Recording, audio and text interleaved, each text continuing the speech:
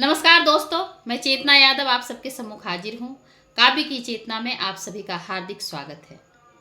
दोस्तों, मैं ब्रह्म कुमारी संस्था से काफ़ी दिनों से जुड़ी हुई हूँ और इनसे जो मैंने सीखा है उसे मैं आप सबके साथ भी साझा करना चाहूँगी। ये संस्था नैतिक मूल्यों को हमारे अंदर भरती है। ये संस्था पवित्रता और ज्ञान के ऊपर आधारित है। ये हमें जीवन जीने की वास्तविक कला सिखलाती है। एक सुखी जीवन वास्तव में कैसे मिले, सुखी जीवन जीने की ये उपाय बताती है जो हमें मिला है।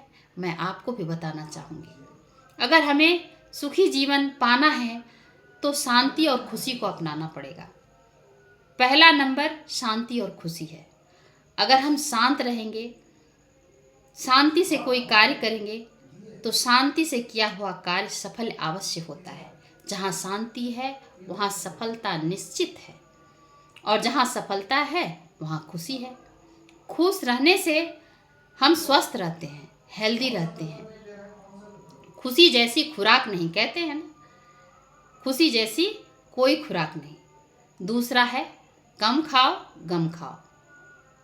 मित्रों, कम खाने से हम हल्के रहते हैं और हल्के रहकर जब हम कोई कार्य करते हैं तो उसे बड़े ही सुगमता से, सरलता से, अच्छी तरीके से, भली भांति और सुंदर कार्य कर पाते हैं।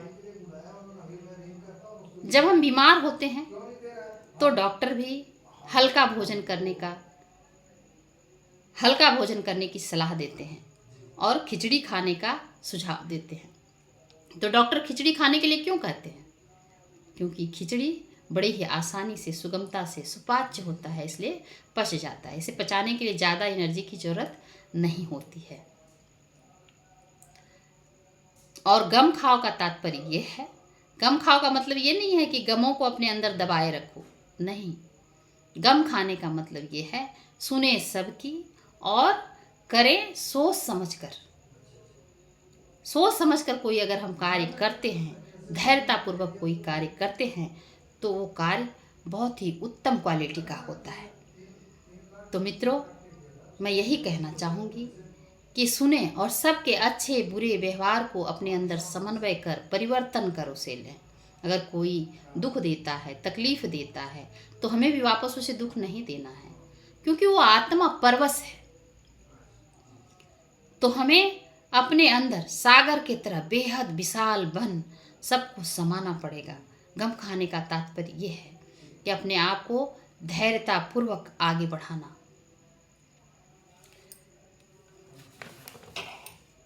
तीसरा है सुबह 1 घंटा मौन।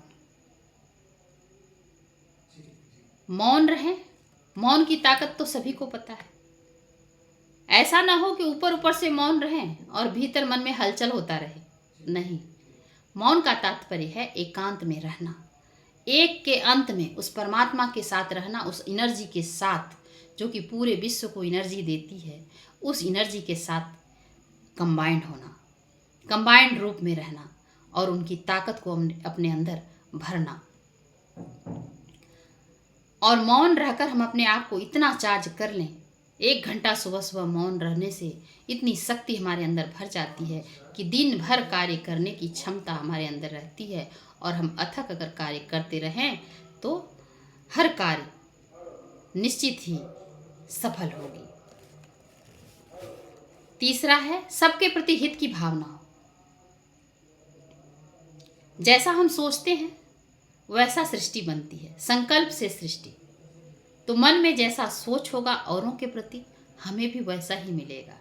पता है प्रकृति क्या करती है? हर चीज को हमें डबल करके देती है।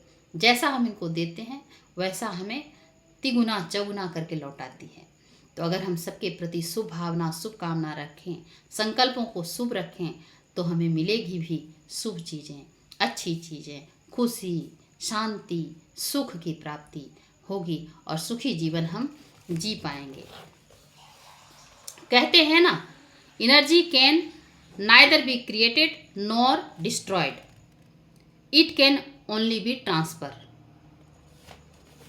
तो नमस्कार, आशा करती हूँ कि मैंने जो आपके साथ साझा किया है ये आपके जीवन में भी काम आए। और अगर आपने चैनल को अभी तक सब्सक्राइब नहीं किया है तो प्लीज़ चैनल को सब्सक्राइब करें। धन्यवाद।